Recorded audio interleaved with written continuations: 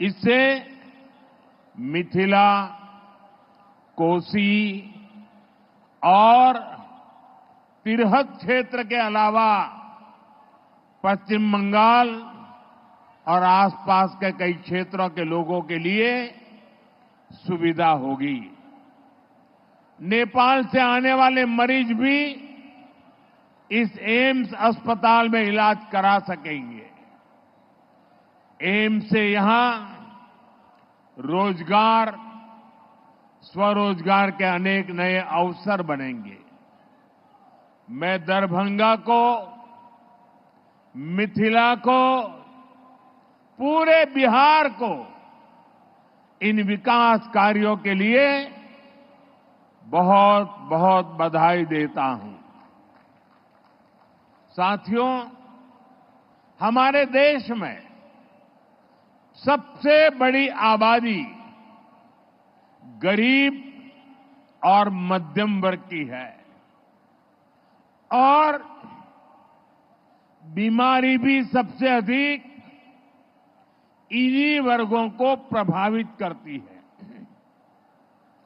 इस वजह से इलाज पर इनका खर्च भी बहुत ज्यादा होता है।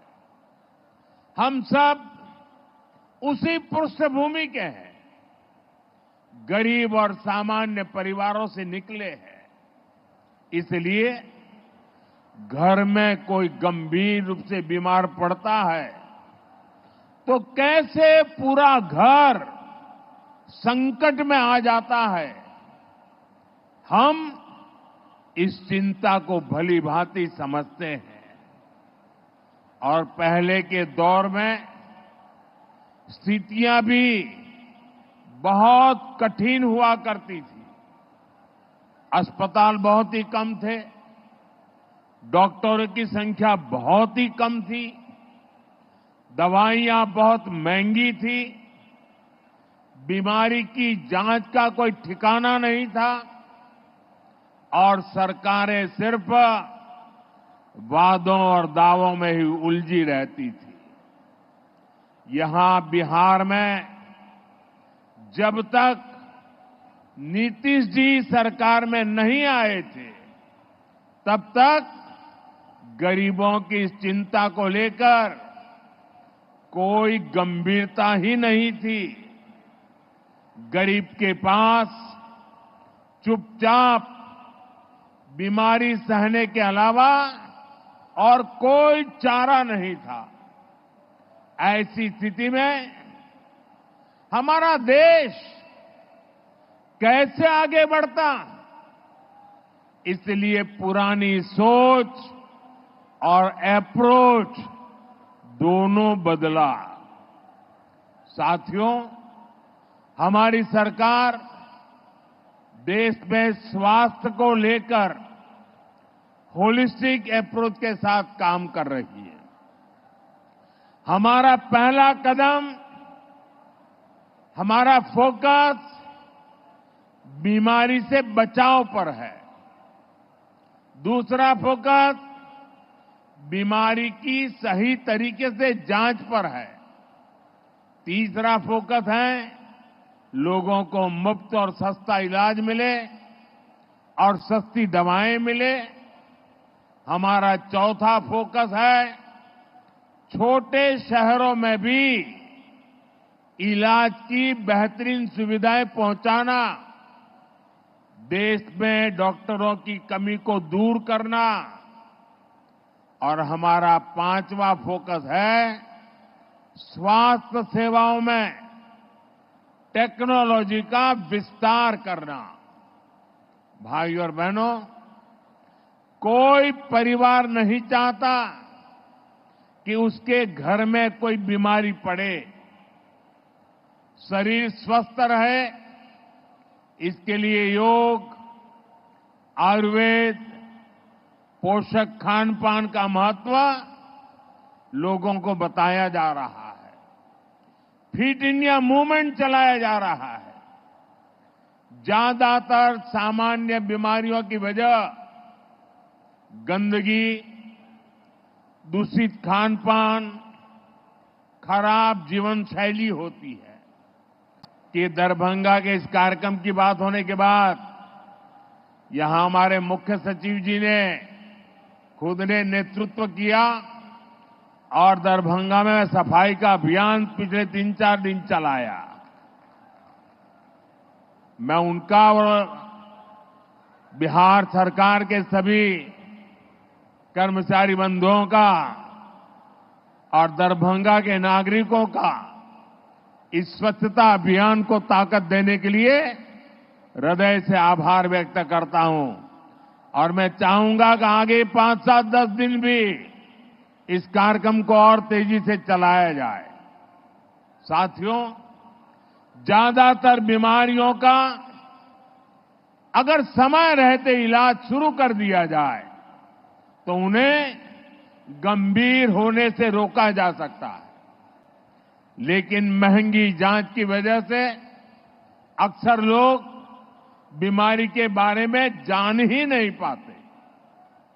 इसलिए हमने देश भर में 1.5 लाख से ज्यादा आयुष्मान आरोग्य मंदिर बनाए हैं। इससे कैंसर, डायबिटीज जैसी अनेक बीमारियों के बारे में शुरू में ही पता लग सकता है। साथियों, आयुष्मान भारत योजना से अब तक देश में 4 करोड़ से अधिक गरीब मरीजों का इलाज हो चुका है।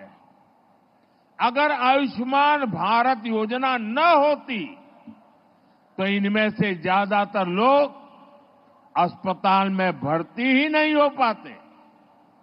मुझे इस बात का संतोष है कि इनके जीवन की बहुत बड़ी चिंता एनडीए सरकार की योजना से दूर हुई और इन गरीबों का इलाज सरकारी अस्पतालों के साथ ही प्राइवेट अस्पतालों में भी हुआ है। आयुष्मान योजना से करोड़ों परिवारों को करीब 1.25 लाख करोड़ रुपए की बचत हुई है। ये 1.25 लाख करोड़ रुपया अगर सरकार ने देने की घोषणा की होती तो महीने भर हेडलाइन पे चर्चा चली रहती।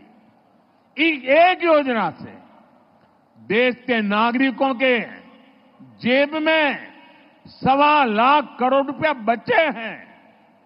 भाइयों और बहनों, चुनाव के समय मैंने आपको गारंटी दी थी कि 70 साल के ऊपर के बुजुर्ग हैं, उन सबको भी आयुष्मान योजना के दायरे में लाया जाएगा। मैंने अपनी ये गारंटी पूरी कर दी है। बिहार में भी 70 साल से ऊपर के जितने भी बुजुर्ग हैं, परिवार की कमाई कुछ भी हो, उनके लिए मुफ्त इलाज की सुविधा शुरू हो गई है। बहुत जल्द सभी बुजुर्गों के पास आयुष्मान वय वंदना कार्ड होगा। आयुष्मान के साथ साथ जन औषधि केंद्रों पर बहुत ही कम कीमत में दवाइयां दी जा रही है। साथियों, बेहतर आरोग्य का हमारा चौथा कदम है छोटे शहरों में भी इलाज की बेहतरीन सुविधाएं पहुंचाना, डॉक्टरों की कमी को दूर करना। आप देखिए, आजादी के 60 सालों तक देश में सिर्फ एक ही एम्स था और वो भी दिल्ली में। हर गंभीर बीमारी के लोग दिल्ली एम्स का रुख करते थे। कांग्रेस की सरकार के समय जो 4-5 एम्स और बनाने की घोषणा हुई, उनमें कभी ठीक से इलाज नहीं शुरू हो पाया। हमारी सरकार ने अस्पतालों की इन बीमारियों को भी दूर किया और देश के कोने कोने में नए एम्स भी बनाए। आज देश भर में करीब 2 दर्जन एम्स है। बीते 10 सालों में देश में मेडिकल कॉलेजों की संख्या भी करीब करीब 2 गुनी हुई है। इससे इलाज की सुविधा तो मिली है, बड़ी संख्या में हमारे युवा डॉक्टर भी बने हैं।